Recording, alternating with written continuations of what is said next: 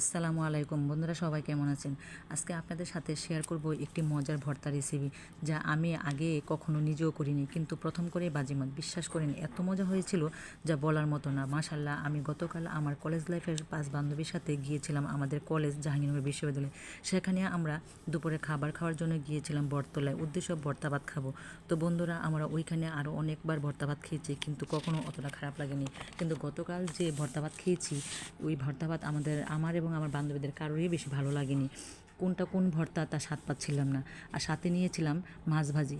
মনে হচ্ছিলো উপরে অনেক ক্রিস্পি, কিন্তু ভিতরে কেমন জানি সাদা সাদা। যাই হোক, কোনো রকম খেয়ে নিয়েছিলাম, কারণ দুপুরের গড়িয়ে যাচ্ছিলো, আমরা অনেক ক্ষুধার্ত ছিলাম।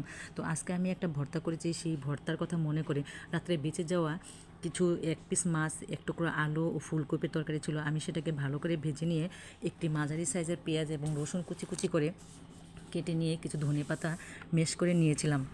বিশ্বাস করেন, ভর্তাটা এত স্বাদ হয়েছিল, যেমন দেখতে হয়েছে তেমন খেতেও হয়েছিল। মাশাআল্লাহ, দেখুন আমার ভর্তার ফাইনাল লুকটা কেমন হয়েছে। আমি এই ভর্তার নাম কী দেবো বুঝতে পারছি না, আপনারা কমেন্টসে জানাবেন আর বাসায় ট্রাই করে দেখবেন ইনশাআল্লাহ। সেই পর্যন্ত ভালো থাকবেন।